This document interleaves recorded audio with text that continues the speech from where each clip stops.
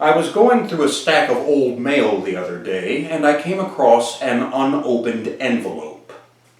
I opened it out of curiosity, and immediately regretted having done so. Far from being a Pandora's box, it is a solicitation from the People for the Ethical Treatment of Animals, and it entails a series of postcards depicting unspeakable images of animal experimentation, of vivisection, things of that nature, although there is nothing natural about any of it. Now, I will not impose these images upon you.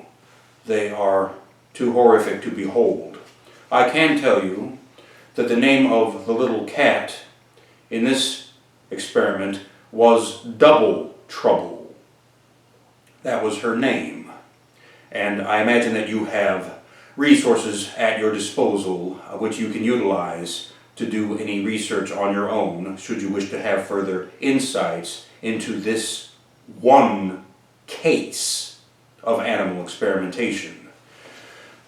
Now, the cognitive dissonance which sees us through the day, which allows us to forget, to disavow that this sort of thing goes on, is going on right now, it cannot diffuse these landmines, because once we trip them, there they are, right here, undeniable, irrefutable, and we have to face them.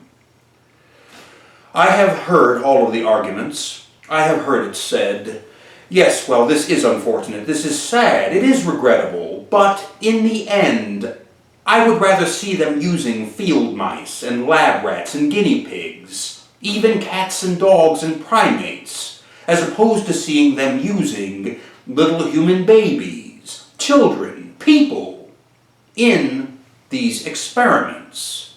I've also heard the counter-argument. I was at a medical symposium once in which the question was raised as to why all of the heinous, villainous prisoners and convicts weren't being lined up and utilized in an experimental test subject capacity.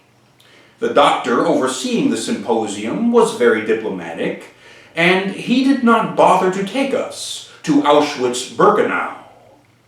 Instead, he kept us right here in the United States by citing Tuskegee.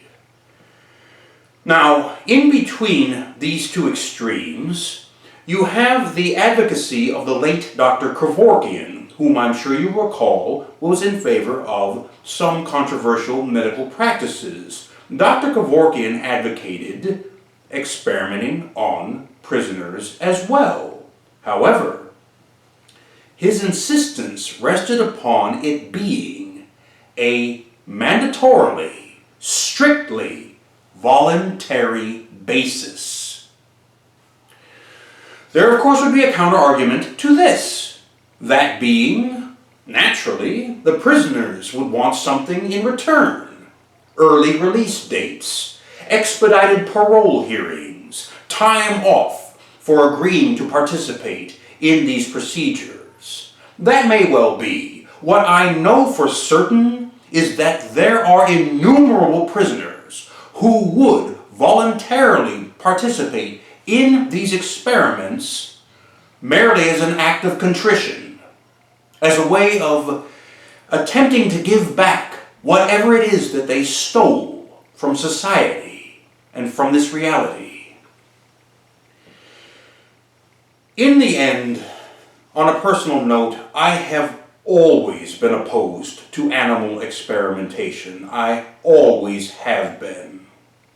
But if we were to divorce ourselves from all sensitivity, from all emotions, all compassions, if we put aside all question of sentimentality and instead focus upon this issue from a cold, stark, scientific perspective, we are nevertheless still left with the notion, with the truth, that if it is human physiology which requires the research, what better test subject could exist than a human being?